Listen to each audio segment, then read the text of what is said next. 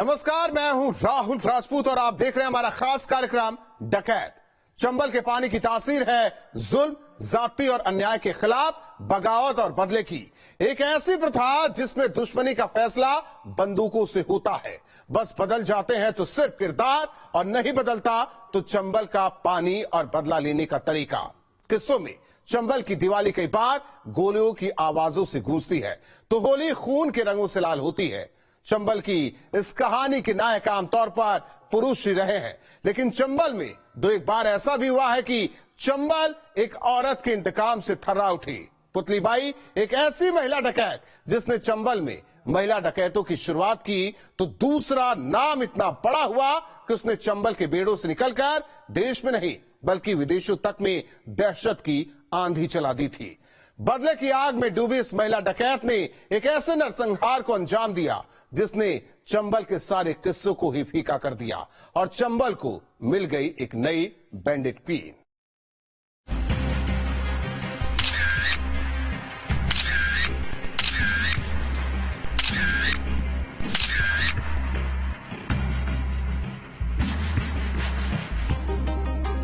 चंबल के बीहड़ की टांगों ने जुल्म देखे, इंतकाम की गवाह भी बनी। एक लड़की जिस पर ढहाए गए जुल्म सितम जितने दर्दनाक थे, उसका बदला भी उतना ही खौफनाक था।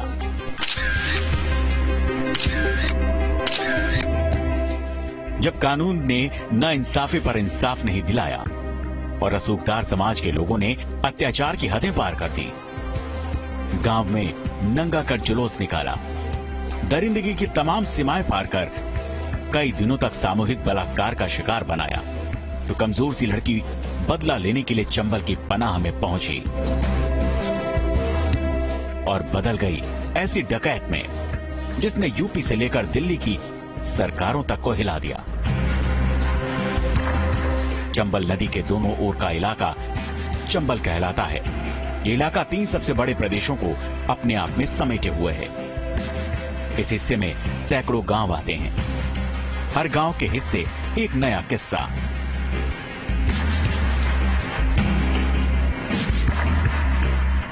चंबल किस्से कहानियों को इस पूरे इलाके में आप चंबल से निकलते देखते हैं। चंबल का पानी, चंबल की कहानी, लेकिन एक कहानी जो शुरू तो होती है यूपी के एक छोटे से गांव से, लेकिन चंबल की तमाम बागियों की कहानियों को पीछे छोड़ती हुई वो राज्य, देश और उससे आगे बढ़ती हुई अंतर्राष्ट्रीय मीडिया की सुर्खियों में बदल जाती है। एक ऐसा बागी जो इससे पहले कभी देखा नहीं गया। पुतली बाई के बाद अगर कहें चंबल में दोबारा अगर कोई इस तरह से बंदूक उठाकर कोई महिला निकलती है तो वो नाम फूलन का है, जो इन गलियों से निकलकर दुनिया के मीडिया की सुर्खियों में गई।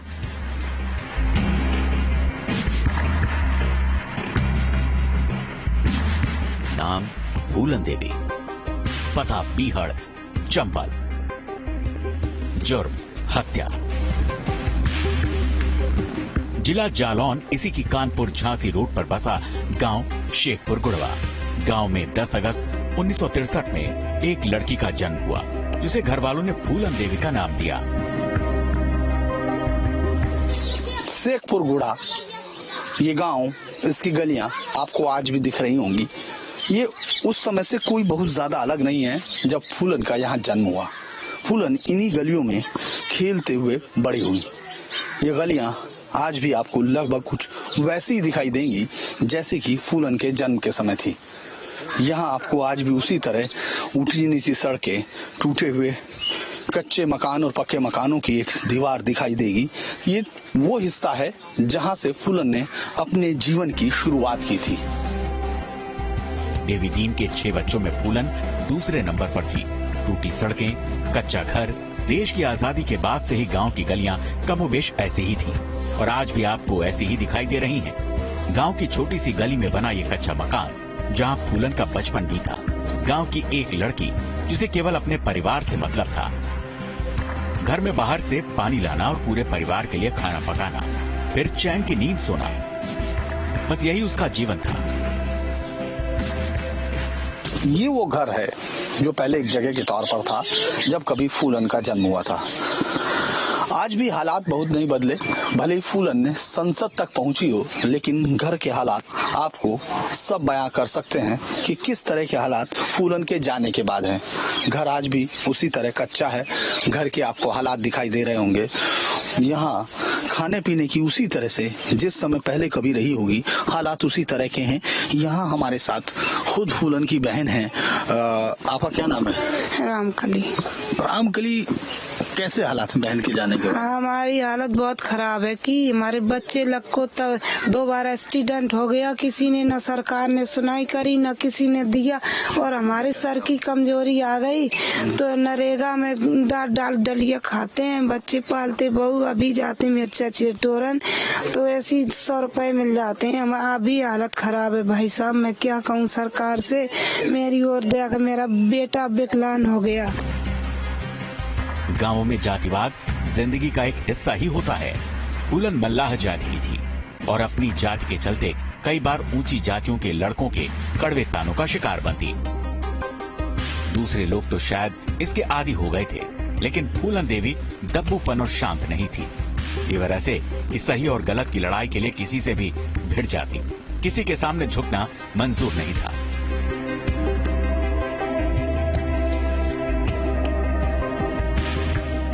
फूलन के पिता देवीदीन कड़ी मेहनत के बाद किसी तरह घर का खर्च चला पाते। संपत्ति के नाम पर उनके पास केवल 1 एकड़ जमीन थी। एक दिन फूलन के चाचा ने पिता के हिस्से की जमीन भी हड़प ली। फूलन को ये नागवार गुजरी, लिहाजा पिता की जमीन के लिए चाचा से भिड़ गए। पहले शिकायत करते कि ये लड़की खा रहे, तो हमारे दाऊ थे, दाऊ तो दाऊ ने पूरी हड़प कर ली थी जमीन पूरी, और खेतों में जाते तो मारते थे, न चना खाने देते थे न खाने देते थे। फिर भी अभी बेईमानी करे हैं, पूरी खेती अभी लाए हैं। अभी भी नहीं? अभी नहीं भी है, एक भी कूण भी नहीं। और अच्छा, शुरुआत भी उस खेती से हुई? हाँ, खेती ऐसी हुई थी, जमीन से। जमीन से। कोई पेड़ की बात थी? नीम का पेड़? नीम को पेड़ काट लिया था, उन्होंने गाड़ी घेर ली थी और ले नहीं जाने देते, तो जबरदस्ती मार कूट के ले जाने गए। रो रा के रह गए थे, हम छोटे छोटे थे। हमारा पिता सीधा साधा था बहुत ज्यादा। अच्छा, आपके पिताजी बहुत शरीफ आदमी थे। हमारा भाई है तो छोटो है तो। अच्छा। हाँ। कहते हैं कि जमीन के लिए चाचा से बात इतनी ज्यादा बिगड़ गई कि हाथापाई तक पहुंच गई। मामला यही नहीं सुलझा। अपने हक के लिए फूलन अपने खेत के बीचों बीच धरने पर जा बैठी। इस बीच चचेरे भाई ने फूलन के सिर पर ईंट से हमला कर दिया, लेकिन फूलन ने हार नहीं मानी, विरोध जताती रही। फूलन के उग्र स्वभाव से पिता को चिंता होने लगी। पिता की इसी चिंता ने फूलन की जिंदगी को एकदम मोड़ दे दिया। घर वालों ने फूलन के हाथ बेड़िया बांधने की सोची। लड़कियों को बांधने का समाज में सबसे प्रचलित प्रथा है उनके हाथ पीले करने की। फूलन भी इसी फहरिस्त में शामिल हो गई। महज 11 साल की उम्र में फूलन की शादी एक अधेड़ व्यक्ति पुट्टीलाल के साथ तय कर दी गई। ना चाहते हुए भी फूलन बालिका वधू बनकर खामोश रह गई। शुरुआत में फूलन ने इसका पुरजोर विरोध किया, आंसू तक बहाए, लेकिन बाद में परिवार की जिद के आगे इसे नियति मानकर स्वीकार कर ली। यहीं से फूल से दिखने वाली फूलन की जिंदगी बदलने लगी। फूलन के पति ने छोटी उम्र में फूलन से जबरदस्ती संबंध बनाना शुरू कर दिया और विरोध करने पर उसे प्रताड़ित करना भी शुरू कर दिया। आखिर मासूम फूलन कर भी क्या सकती थी? समाज में परिवार की इज्जत की खातिर फूलन चुप रही। सोचा समय के साथ सब ठीक हो जाएगा। ऐसे हालात में कुछ साल बीत गए। धीरे धीरे फूलन की तबीयत खराब होने लगी, इतनी खराब कि फूलन को मायके लौटना पड़ा। फूलन का इस तरह से लौटना मायके वालों को अच्छा नहीं लगा। कुछ दिन पीहर में बिताने के बाद परिवार के लोग ससुराल उसे छोड़ा। कुछ दिन बाद फूलन दोबारा घर लौट आई। अंकली, जब तुम छोटे थे कैसे शुरुआत हुई? फूलन उस समय कितनी बड़ी थी? वो ज्यादा बड़ी थी, हम छोटे थे, लेकिन उनकी छोटी में शादी हुई। फिर ससुराल जाने से उनको परेशान करने लगे। फिर और वहाँ से छोड़ जाते थे, यहाँ छोड़ जाते तो फिर ले नहीं जाते थे, तो फिर पिता के पास रहती थी मैं। फूलन के बार बार मायके आने से पिता परेशान हुए और एक दिन थाने जाकर फूलन के खिलाफ रपट लगा दी। पिता ने अपनी बेटी फूलन पर सोने की अंगूठी चोरी करने का आरोप लगाया। पुलिस आई और फूलन को उठा कर ले गई। थाने ले जाकर 3 दिन तक हवालात में बंद रखा। कहते हैं कि इस दौरान कई पुलिस वालों ने फूलन के साथ गलत हरकतें की। जेल से छूटकर फूलन वापस आई और दुनिया में जाने के लिए कोई जगह नहीं थी, लिहाजा वापस अपने पिता के घर पहुंच गई। कुछ दिन गांव में वक्त बीता तो चचेरे भाई ने फूलन को ससुराल भेजा। फूलन ससुराल पहुंची तो पता चला कि पुट्टी लाल ने दूसरी शादी कर ली। पति पुट्टी लाल और उसकी बीवी ने फूलन की बड़ी बेइज्जती की और फूलन को ससुराल छोड़कर वापस घर जाना पड़ा। जब कभी मन करती थी हम जाएं अपने हस्बैंड के पास, तो फिर वो उसकी सौत नहीं रखती थी नी की तरह। अच्छा, दूसरी शादी की? हाँ, दूसरी कर ली थी। फिर इसके बाद हमारी ससुराल होगी, सास खिन चले गए। फिर भाई साहब मुझे मालूम नहीं है, फिर छोटी छोटी बहनों को मालूम होगा। और जहाँ गाँव आकर फूलन ने अपने परिवार के साथ मजदूरी करनी शुरू कर दी। बेसहारा फूलन ने वक्त के साथ भी अपने तेवर को नहीं छोड़ा। गाँव के लोगों को फूलन के विद्रोह तेवर दिखने लगे। कहते हैं एक बार जब गांव के एक आदमी ने फूलन को मकान बनाने के एवज में मेहनताना देने से इनकार कर दिया, फूलन ने उस आदमी के मकान को ही तोड़ दिया।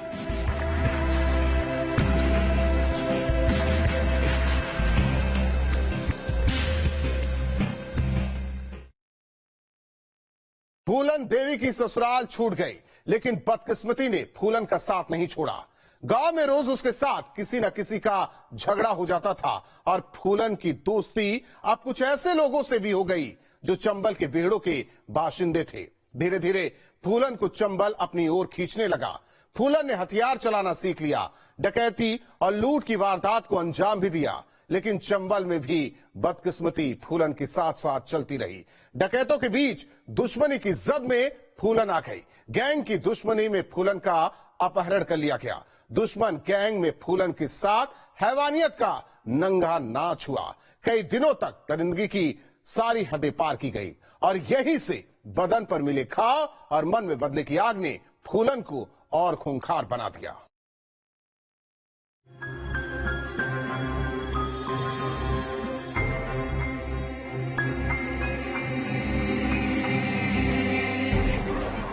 गांव में फूलन का उठना बैठना कुछ ऐसे लोगों के साथ होने लगा जो बीहड़ के बागियों के गैंग से जुड़े हुए थे। धीरे धीरे फूलन उनके साथ घूमने लगी। फूलन ने पुराने जानकार विक्रम मल्लाह का साथ पकड़ा। विक्रम मल्लाह पहले बाबू गुर्जर गैंग का एक हिस्सा था, लेकिन फूलन के आने पर उसने फूलन के साथ एक अलग गिरोह बना लिया और बस यहीं से शुरू हो गई फूलन के डकैत बनने की कहानी। एक के बाद एक वारदातों को अंजाम दिया। इलाके में पुतलीबाई के बाद पहली महिला डाकू एक खौफ के तौर पर उभरने लगी। फूलन के लिए रिश्तों और इंसानियत जैसे शब्दों के मायने खत्म हो गए और अब वो बस एक डकैत थी। हवस और हैवानियत का क्रूर चेहरा फूलन ने बेहद करीब से देखा था। मन पर घाव लिए फूलन बदला लेना चाहती थी, लेकिन कैसे, क्या करे कि फूलन अपने अंदर की आग को बुझा सके। फूलन अब कमजोर शिकार नहीं बल्कि हमले के लिए तैयार एक शिकारी में तब्दील हो चुकी थी। कल तक खौफ के साए में जीने वाली फूलन अब खौफ का दूसरा नाम बनने लगी थी। विक्रम मल्लाह और बाबूलाल गुर्जर दोनों चंबल के दो भाइयों ठाकुर लालाराम और शेराम के गैंग में शामिल थे। लालाराम और शेराम पकड़े जाने के बाद से जेल में थे। गैंग की कमान बाबू सिंह गुर्जर के हाथ में थी। इसी समय में विक्रम मल्लाह अपने साथ फूलन को लेकर आया। गैंग में आमतौर पर कोई महिला शामिल नहीं होती है, लिहाजा फूलन को लेकर तनाव बढ़ने लगा। बाबू सिंह गुर्जर की नीयत फूलन पर बिगड़ गई और एक दिन मौका मिलने पर बाबू सिंह गुर्जर ने फूलन के साथ बलात्कार किया। अपनी प्रेमिका के साथ हुए बलात्कार से गुस्साए विक्रम मल्लाह ने गैंग के सामने ही बाबू सिंह गुर्जर को गोलियों से भून दिया। गैंग अब विक्रम मल्लाह और फूलन का बन गया। इस घटना के बाद विक्रम और फूलन के प्यार के चर्चे चंबल की वादियों में गूंजने लगे। विक्रम मल्लाह फूलन को हथियार चलाने की ट्रेनिंग देने लगा और उसे हर हालात से निपटने के लिए तैयार कर दिया। विक्रम मल्लाह और उसकी गैंग ने ताबड़तोड़ वारदातों को अंजाम दिया, जिससे इलाके में गैंग का खौफ बढ़ गया। एक तरफ गैंग मशहूर हो रहा था तो दूसरी तरफ गैंग में शामिल दूसरी जातियों के लोग विक्रम और फूलन से खुश नहीं थे, बस मौका तलाश रहे थे। साल 1980 के आते आते फूलन के गैंग ने चंबल में आतंक फैला दिया। बीहड़ों में महिला डाकुओं का गैंग में पुतलीबाई से पहले कोई बड़ा नाम नहीं होता था। कोई बागी महिला डकैतों को अपने गैंग में शामिल नहीं करता था। लेकिन यहाँ फूलन ने जब शुरू में डाकुओं के साथ गई तो वो बाबू गुर्जर के गैंग में थी। बाबू गुर्जर गैंग के एक सदस्य विक्रम मल्लाह के साथ उसकी नजदीकी बढ़ी तो कई लोगों को उससे चिढ़ होने लगी और इसी बीच एक दिन विक्रम मल्लाह ने बाबू गुर्जर का कत्ल कर दिया। इसके बाद पूरी कमान विक्रम मल्लाह के हाथ में थी, या यूं कहें कि फूलन अब गैंग की दूसरी सरदार थी। विक्रम मल्लाह और फूलन की गैंग लूट और डकैती डालकर अपना काम चलाने लगी। एक दिन फूलन अपनी गैंग के साथ अपने पति के गांव जा पहुंची और पुट्टी लाल के साथ उसकी पत्नी को घर से निकालकर घसीटते हुए बाहर लेकर आई और चौराहे पर लाकर पति के शरीर में चाकुओं से वार कर दिया और उसे अधमरा कर चौराहे पर छोड़ दिया। जाते जाते फूलन ने यह ऐलान कर दिया कि आज के बाद कोई बूढ़ा किसी जवान लड़की से शादी करेगा तो उसे फूलन की गोली का शिकार होना पड़ेगा।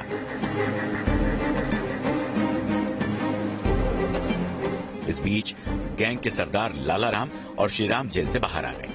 विक्रम मल्लाह ने गैंग की कमान वापस उनको सौंप दी, लेकिन लालाराम और श्रीराम को यह बर्दाश्त नहीं हुई कि कैसे एक मल्लाह ने गैंग के कार्यवाहक मुखिया बाबूराम गुर्जर को ठिकाने लगा दिया। बस वो मौके की तलाश में थे और एक दिन लालाराम और श्रीराम को मौका मिल गया। विक्रम मल्लाह के सीने में गोली दाग दी। विक्रम को कत्ल करने के बाद लालाराम और श्रीराम ने गैंग के सामने फूलन का बलात्कार किया। रोती बिलखती फूलन का साथ देने वाला वहां कोई नहीं था।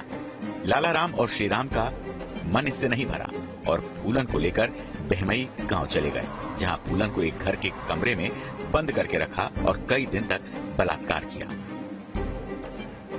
कहते हैं जब भी कमरे से कोई व्यक्ति बाहर निकलता था तो दूसरा शख्स कमरे में दाखिल हो जाता, जिसका जब भी मन करता तब वो फूलन के शरीर को गिद्ध की तरह नोचता। दरिंदगी का ये सिलसिला 3 हफ्तों यानी 21 दिन तक चला। फूलन उनके सामने गिड़गिड़ाती रही, रहम की भीख मांगती रही और जब डकैत और उनके साथियों का मन नहीं भरा तो फूलन देवी को नंगा कर पूरे गांव में सबके सामने घुमाया भी। लालाराम और श्रीराम जेल से बाहर आए तो उनको पता चला कि बाबू गुर्जर का कत्ल विक्रम मल्लाह ने कर दिया। अब वो गैंग का सरदार है और फूलन भी अब गैंग चलाती है। इससे लालाराम और श्रीराम ने विक्रम मल्लाह का कत्ल किया और बदले के लिए फूलन से रेप किया। गैंग के वो लोग जो विक्रम मल्लाह और फूलन के वफादार थे, वो लोग फूलन की खबर जुटाने में लगे हुए थे। इस बीच श्रीराम और लालाराम से नफरत करने वाले बेहमई गांव के एक शख्स ने फूलन के गैंग से संपर्क किया। फूलन देवी की जानकारी दी और ये बताया कि फूलन किस जगह पर बंद है। रात के अंधेरे में फूलन गैंग के साथी आए और फूलन को आजाद कराकर वापस बिहड़ ले गए। चंबल से लौटने के बाद कई दिन तक सदमे में डूबी फूलन अपमान की आग में जल रही थी। उधर फूलन के साथ हुई दरिंदगी ने चंबल में सनसनी फैला दी। साफ तौर पर चंबल में जातीय आधार पर तमाम डकैत और गांव बट गए थे। फूलन भी अपनी 3 साथियों के साथ मिलकर तमाम मल्लाहों को इकट्ठा करती और एक बड़ा गैंग बना लेती है। विक्रम मल्लाह की मौत के बाद फूलन ने इस गैंग के मान सिंह से रिश्ता जोड़ लिया। मान सिंह और गैंग के साथ मिलकर फूलन देवी ने लूट, अपहरण और हत्याओं की वारदातों को अंजाम दिया और एक बार फिर चंबल फूलन के नाम से कांपने लगा।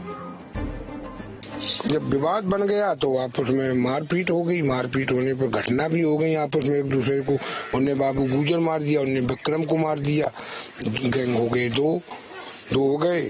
तो उसी में इनका डिस्टर्ब हो गया। क्यों कि जब पास में गोली लगी है, पास में खूजा लगो है, जैसलपुर लगो, महदेवा लगो है, ये हर काम बैजा मऊ क्यों नहीं आती थी। बैजा मऊ में विक्रम मारे गए थे, उनकी फूफा मारे गए थे, तो वही तो जमुना पट्टी में सब सबराह आती थी। फूलन देवी बदले की आग अपने सीने में दबाए पैसा और हथियार इकट्ठा कर रही थी और उसका गैंग अमीर और रईस जादों को लूटता था। साजिश के तहत फूलन लूट की रकम का एक हिस्सा गरीब मल्लाहों में बांट देते और कहीं कहीं उनकी बेटियों की शादी भी कराने लगी। इन कामों के चलते मल्लाह समाज फूलन को अपना मसीहा मानने लगा। पुलिस की एक एक मूवमेंट की जानकारी फूलन को मिलने लगी और इस तरह से 7 महीने गुजारने के बाद फूलन ने अपने साथ हुई दरिंदगी का बदला दरिंदगी से लेने का दिन तय कर लिया। मान सिंह और फूलन ने चंबल के दूसरे गैंग के लोगों से बातचीत की और एक ऐसी वारदात को अंजाम देने का फैसला किया जिसे चंबल के इतिहास में पहले न कभी देखा गया न कभी सुना गया।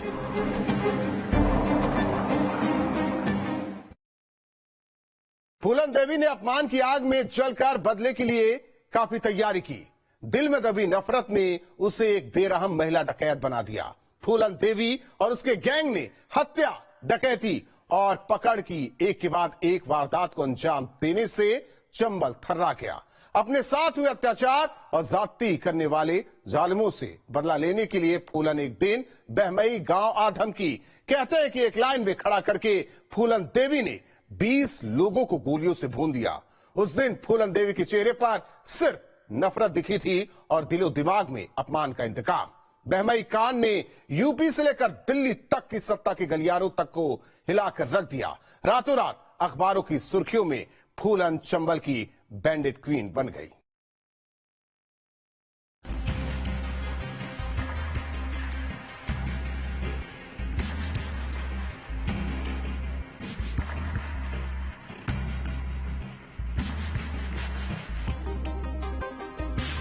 बहमई कानपुर शहर का चंबल में बसा हुआ गांव।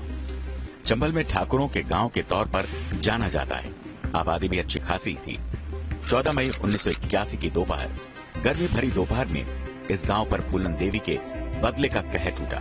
लगभग 2:30 बजे के करीब अपने गैंग के साथ पुलिस की वर्दी में फूलन देवी गांव में घुस आई। डाकुओं को देखकर लोग अपने घरों में दुबक गए, लेकिन फूलन और मान सिंह के गैंग के लोगों ने दरवाजे तोड़ तोड़ कर लोगों को घर से निकाला और एक एक कर 20 लोगों को एक लाइन में खड़ा कर दिया। कुएं पर खड़े इन लोगों में बच्चे भी, अधेड़ भी और बुजुर्ग भी शामिल थे। फूलन ने गालियों के साथ गोलियों की बौछार कर दी। देखते ही देखते कुएं की मुठभेड़ के आसपास पानी से ज्यादा इंसानी खून बहने लगा। 20 लोग अपनी जान से हाथ धो बैठे। कई घंटे तक गांव में मौत का तांडव मचाने के बाद फूलन देवी अपने गैंग के साथ निकल गई। गांव को ये सजा लालाराम और श्रीराम के गुनाहों के एवज में मिली थी। आज इस बात को लगभग 4 दशक गुजर गए, लेकिन आज भी बहमई गांववासियों की आंखों में फूलन का डर देखा जा सकता है। गांव के लोगों को वो मंजर आज भी ऐसे ही याद है जैसे कि कल की ही बात हो। सुबह नहीं, ये हुआ था 2:30 बजे के लमसम।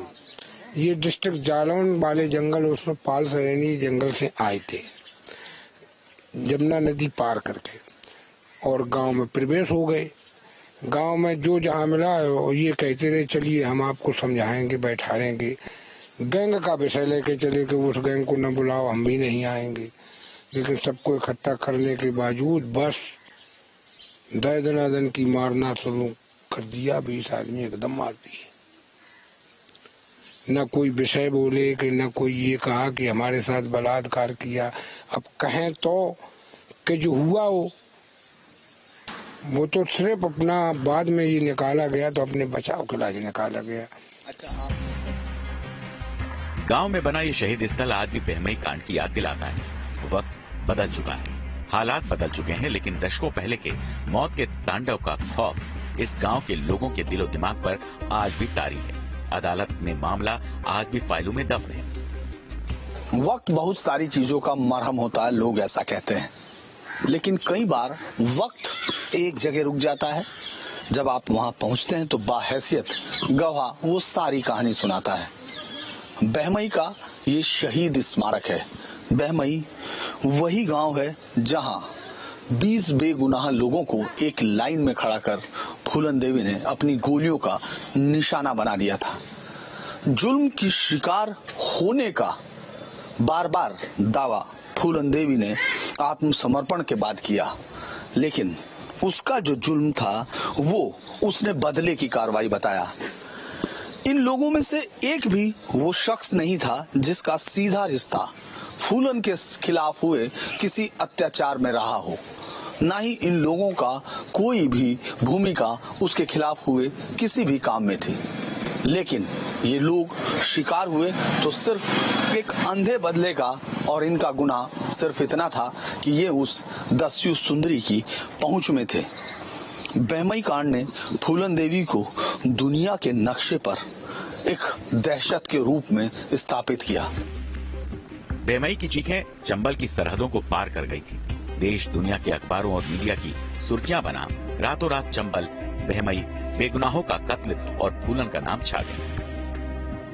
14 फरवरी 1981 दोपहर के 2:30 बजे थे और यहाँ एक छोटे से गांव बहमई में एक डाकुओं का दल घुसता है, जिसमें एक महिला डाकू हाथ में बंदूक के लिए नारे लगा रही थी। गालियों के साथ एक भीड़ को नवाजती इस महिला डकैत ने जब पहली गोली चलाई तो शायद ही उस गोली की आवाज इस गांव से बाहर तक गई हो, लेकिन शाम के 4 बजते बजते पूरे चंबल में ये फैल चुका था कि चंबल का अब से सबसे बड़ा नरसंहार किया जा चुका है। और ये बहमई में 20 लोगों को लाइन में खड़ा कर चंबल की महिला डकैत फूलन देवी ने किया। यानी फूलन देवी चंबल के डाकुओं में सबसे कुख्यात डाकू बन गई। राज्य की लचर कानून व्यवस्था को लेकर सरकार पर भारी दबाव बना और तत्कालीन यूपी के मुख्यमंत्री वीपी सिंह ने इस्तीफा दे दिया। इसके अलावा तत्कालीन प्रधानमंत्री इंदिरा गांधी ने सेना की सबसे ताकतवर टुकड़ी और एसटीएफ की टीमों को चंबल के बीहड़ों में उतार दिया। सरकार ने फूलन के सिर पर 10,000 का इनाम रख दिया, जिंदा या मुर्दा। इसके बाद चंबल में पुलिस और डकैतों के बीच मुठभेड़ों का सिलसिला शुरू हुआ। फूलन गैंग का साथ देने वाले कई डाकुओं को पुलिस ने गोलियों से भून दिया, लेकिन बहमई कांड को अंजाम देने वाली फूलन की परछाई तक भी पुलिस नहीं पहुंच पाई। 1, 2 नहीं, 10 नहीं, 20 हत्याएं, एक नरसंहार उसने इस इलाके को कपा के रख दिया। ये चौकी बनती है, लेकिन पिछले 34 सालों से कोई दूसरा अपराध नहीं। यानी अगर हम बहमई जो प्राथमिक चौकी है, रिपोर्टिंग चौकी है, उसकी बात करें तो उसकी स्थापना जिस नरसंहार के बाद हुई, उसके बाद इस इलाके में फिर कोई अपराध ही नहीं हुआ जिसको इस चौकी में रिपोर्ट किया गया हो। यानी बहमई चौकी एक ऐसी चौकी कह सकती है कि उसके यहाँ कोई अपराध नहीं होता। ये अलग बात है कि उस चौकी को जिस अपराध के बाद बनाया गया, उस जैसा भी फिर किसी ने अपराध करने की जरूरत नहीं की। फूलन देवी ने चंबल में कई और लोगों को अपना निशाना बनाया। दर्जनों अपहरण और हत्याएं की और बीहड़ की सबसे खूंखार महिला डकैत बन गई। इस तरह लोग डरने लगे, उससे बहुत डरते थे। इस तरह का आता ऐसे डरते थे। वो यहाँ तो नहीं आती थी, लेकिन सबसे वो जो पुलिस बहुत आती थी, कैंप लगे रहते। देखो पुलिस यहाँ एक भी हमें शकल न देखने देती थी। उनको अपनी दीदी की हम शकल देख लें ना, अंदर होते को आते थे तो बहुत मारते। कुछ भी डाकूपन में नहीं दे पाया। जब लगे हम लोग कुड़की होने लगी, पीने लगा पानी न रहा, पुलिस सब ले जाए, तब कहीं जहाँ कहूँ है दीदी मेरी तो हाजिर हो जाए तो मान दिया होगी।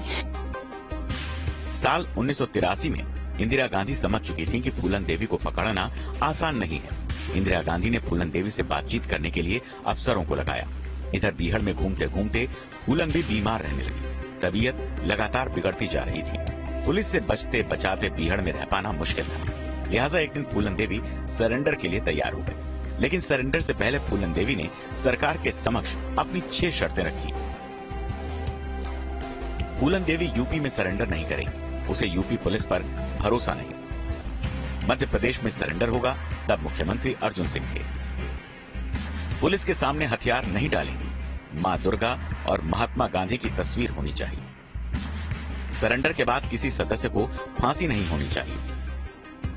गैंग के किसी भी सदस्य को 8 साल से ज्यादा जेल में नहीं रखा जाना चाहिए। रहने के लिए जमीन भी दी जाए। जिस दिन सरेंडर करूंगी, परिवार के सभी सदस्य मौजूद होने चाहिए। बहुत सालों बाद मिली दीदी से? बहुत सालों बाद, कम से कम 20-30 साल बाद मिले। अच्छा, क्या बोली पहली बार देखती? पहली बार देखती बोली, हाय मेरी बहन की क्या हालत हो गई। तभी तो हम अपनी बहनों को रखेंगे। वहाँ सब कुछ सुविधा उन्होंने मांग करी थी। वो नौकरी चाहिए, पुलिस में चाहिए, सबको चाहिए, बहनन को चाहिए, सबको चाहिए। तो बेचारे गांव के डरते थे तो पहुँचे कहाँ से? कहते कि मारन के लाने बुलाओ थे तो कोई ना पहुँच पाओ। जो कहते पहुँचे तो उनकी नौकरी लग गई। अच्छा, फूलन देवी की शर्तों को लेकर अलग अलग लेवल पर हाई मीटिंग हुई और आखिर में सरकार ने फूलन की सभी शर्तें मान ली। करीब 10 से 15 हजार की भीड़ के सामने चंबल की कुख्यात और बैंडिट क्वीन फूलन देवी ने आत्मसमर्पण कर दिया। एक समारोह में मध्य प्रदेश के तत्कालीन मुख्यमंत्री अर्जुन सिंह के सामने फूलन देवी और उसकी गैंग ने हथियार डाल दिए। 11 साल तक फूलन जेल में रही और जेल से निकलने के बाद एक सुनहरा भविष्य फूलन का इंतजार कर रहा था। फूलन देवी राजनेताओं की नजर में आ चुकी थी। राजनीति फूलन की जाति पहचान को अपने हक में भुनाना चाहती थी। मुलायम सरकार ने फूलन देवी की बाकी सजा को माफ कर जेल की सलाखों से आजाद कराया। समाजवादी पार्टी ने फूलन को अपनी स्टार राजनेता में तब्दील कर दिया और फिर चुनाव में देश के लिए कानून बनाने वाली संसद में फूलन देवी पहुंच गई। बिहार में खौफ का दूसरा नाम बैंडिट क्वीन राजनेता के तौर पर सांसद बनी और राजनीति के दांव पेच में माहिर हो गई। कहानियों में कहानियां छिपी होती हैं, चंबल के बिहड़ों में और भी ज्यादा। एक सबसे बड़ी कहानी फूलन के आत्मसमर्पण की है।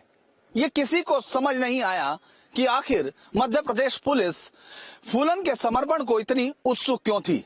मध्य प्रदेश में फूलन के खिलाफ कोई गंभीर मामला भी नहीं था, जबकि उत्तर प्रदेश में बहमई कांड के बाद पूरी पुलिस उसको पागलों की तरह खोज रही थी।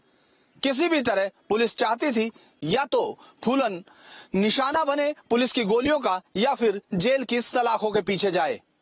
ऐसे में कुछ पुलिस अधिकारी मध्य प्रदेश में उसको समर्पण कराने के लिए क्यों लगे थे और फूलन भी इसके लिए कैसे तैयार हुई।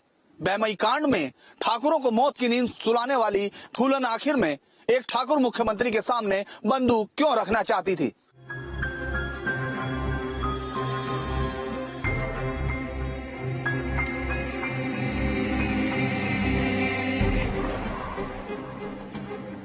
फूलन देवी ने एक फिल्मी अंदाज में समर्पण किया। पुलिस की वर्दी और माथे पर लाल पट्टी बांधे हुए एक राइफल के साथ फूलन ने मध्य प्रदेश के मुख्यमंत्री अर्जुन सिंह के सामने समर्पण किया। ये भी इतिहास का उलटफेर ही है कि ठाकुरों का कत्ल कर सनसनी बनी फूलन देवी ने एक ठाकुर मुख्यमंत्री के चरणों में ही अपनी बंदूक रखी। समर्पण के बाद फूलन देवी को 48 मुकदमे लगाकर जेल में बंद किया गया। जेल में रहने के दौरान फूलन की तबीयत खराब हुई। डॉक्टरों ने फूलन देवी के 2 ऑपरेशन किए। एक ऑपरेशन में फूलन देवी की बच्चेदानी को निकाल दिया गया। कहते हैं कि ऐसा इसलिए किया गया ताकि फूलन देवी कभी किसी दूसरी फूलन को जन्म न दे सके। 11 साल तक फूलन देवी पर दर्ज किसी मुकदमे में कोई सुनवाई नहीं हुई। साल 1994 में फूलन देवी को पेरोल पर रिहा किया गया। कुछ दिन बाद तत्कालीन यूपी के मुख्यमंत्री मुलायम सिंह यादव ने फूलन देवी पर बहमई हत्याकांड समेत सभी मुकदमे वापस लेते हैं और फूलन की जिंदगी को नया मोड़ देते हैं। मुलायम सरकार के फैसले के बाद 1995 में फूलन ने उम्मेद सिंह से शादी कर ली। शादी के कुछ दिनों बाद मुलायम सिंह फूलन को एक और सरप्राइज देते हैं। फूलन के चर्चित होने का राजनीतिक फायदा उठाने के लिए 1996 में लोकसभा का टिकट फूलन को दिया गया। फूलन देवी समाजवादी पार्टी के टिकट पर मिर्जापुर सीट से चुनाव लड़ी और बिना किसी रुकावट के चुनाव में जीत का परचम लहरा दिया। इस तरह चंबल के बीहड़ से निकलकर फूलन ने दिल्ली तक का रास्ता तय किया। साल 1996 से 1998 तक लोकसभा की सदस्य रहे। देश में 2 बार चुनाव हुए। साल 1998 में फूलन ने फिर चुनाव लड़ा, लेकिन इस बार हार गई। साल 1999 में फिर चुनाव हुआ। इस बार फूलन मिर्जापुर से 2 बार चुनाव जीत गई। अच्छा, जब सांसद बन गए तब कोई फायदा हुआ गांव को? तभी तो सबको उम्मीद थी इसकी कि संसद बन गई, हमारे गांव में अब विकास होगा। लेकिन ये जब ऐसा हो गया तो आदमियों ने सब छोड़ दिया, जो था ये उम्मीद छोड़ दी। क्या करें। एक सांसद के रूप में फूलन ने अपने जाति के लोगों के दिलों पर राज किया। हालांकि संसद तक पहुंचने के बाद भी फूलन दुराचार की उस कहानी को भूल नहीं पाई जिसने उनकी जिंदगी बदल दी। अपने एक इंटरव्यू में खुद फूलन ने कहा, मुझे एक आदमी से दूसरे आदमी और एक गांव से दूसरे गांव में भेजा। घूरती नजरों के सामने मेरी परेड कराई, जहां मुझे वैश्या कहा गया। लेकिन वक्त का पहिया एक बार फिर से उलटने वाला था। एक छोटे से गांव के गरीब परिवार से निकलकर चंबल की सबसे दुर्दांत डकैत बनकर देश के हर कानून को तोड़ने वाली फूलन के लिए कानून बनाने वाली संसद का सफर तय कर चुकी थी। लेकिन फूलन की जिंदगी को फिल्मी पटकथा की तरह एक और मोड़ लेना था। फूलन सोच रही थी कि अब उनकी जिंदगी रास्ते पर आ गई है। तभी 25 जुलाई 2001 को पार्लियामेंट से लौटते हुए फूलन दिल्ली के अशोक रोड स्थित आवास पर जा रही थी। तभी घर के बाहर खड़ी 2 गाड़ियों में दुश्मनों ने गोलियों की बौछार कर दी और फूलन देवी ने दम तोड़ दिया। अच्छा, फिर बाद में कभी मुलायम सिंह या उन लोगों के पास आप नहीं गई कि भाई चलो बहन नहीं रही? नहीं जा पाए, हम तो मरते या समय जा पाए, बूझो सबसे रोते रोते गए, मरते समय गए। भैया हमें तो बहुत खटका लग गई कि हमें जो कुछ देती तो हम ही रह गए, हमें न कर कुछ, मरती समय गए। सो वही मिर्जापुर लो चले गए थे। अच्छा, खबर आपको कैसे पता चली? अब बहन रो रही थी छोटी वाली हुई कि दीदी की गोली लग गई, नाग पंचमी आते, आ जाओ सब जने। तो रोज सब बेचारे गाँवों को गए थे, हम गए थे, सब गाँवों को गए थे।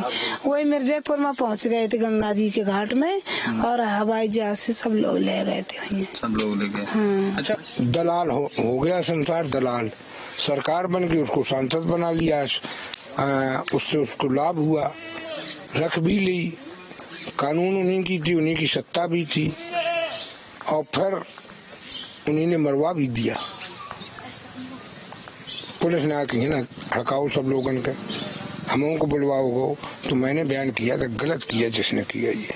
मुझे कोई खुशहाली नहीं कि फूलन भली मारी गई, नहीं, गलत मारी गई। जो मैं न्यायालय की शरण में था और न्यायालय की आशा में चल रहा था, वो मेरे सामने न हो पाया। मैंने तो देख भी नहीं पाया कि फूलन के कै गोली लगी, कैसे मरी, तो कुछ शांति हो जाती। दिल्ली का मामला, हम बेमरी में बैठे, उस समय फोन भी नहीं चलते थे कि जो तुरंत खबर मिल जाए। हम तो बाजरा बो रहे थे। इस हत्याकांड से एक बार फिर देश की मीडिया की सुर्खियों में फूलन देवी आ गई। इस हत्याकांड में एक नाम उभर कर सामने आया, वो था शेर सिंह राणा का। पुलिस ने फूलन देवी की हत्या के आरोप में शेर सिंह राणा को गिरफ्तार कर लिया। उत्तराखंड का रहने वाला शेर सिंह राणा सैकड़ों किलोमीटर दूर रहने वाली फूलन से ऐसी क्या दुश्मनी रखता था, जिसके चलते उसने फूलन का कत्ल कर दिया। और जब ये कहानी सामने आई तो लोगों के पैरों तले जमीन खिसक गई। शेर सिंह राणा ने बेहमई कांड का बदला इसे बताया।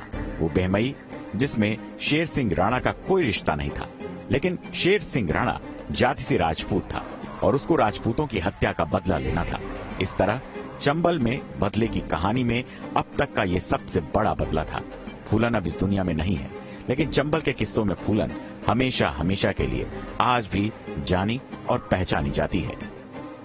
अपने दुश्मनों से बदला लेने के लिए चंबल में कूदे बागियों ने सैकड़ों बार मौत बांटी, और उसके बाद या तो वो पुलिस की गोलियों का निशाना बने या फिर जेल में अपना बाकी वक्त काटा।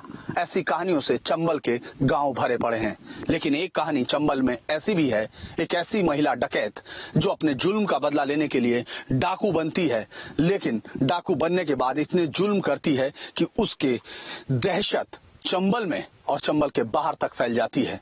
बात कर रहे हैं फूलन देवी की, जिसने एक ही बार लाइन में खड़े कर 20 लोगों को मौत के घाट उतार दिया, और जिसने एक छोटे से गांव बेहमई को दुनिया के नक्शे पर ला दिया। यहां से निकलकर फूलन आत्मसमर्पण करती है, संसद पहुंचती है, लेकिन अतीत पीछा नहीं छोड़ता और एक दिन खुद फूलन को गोली का निशाना बनना पड़ता है। 11 साल तक फूलन जेल में रही और जेल से निकलने के बाद एक सुनहरा भविष्य फूलन का इंतजार कर रहा था। फूलन देवी राजनेताओं की नजर में आ चुकी थी। राजनीति फूलन की जाति पहचान को अपने हक में भुनाना चाहती थी। मुलायम सरकार ने फूलन देवी की बाकी सजा को माफ कर जेल की सलाखों से आजाद कराया। समाजवादी पार्टी ने फूलन को अपने स्टार राजनेता में तब्दील कर दिया और फिर चुनाव में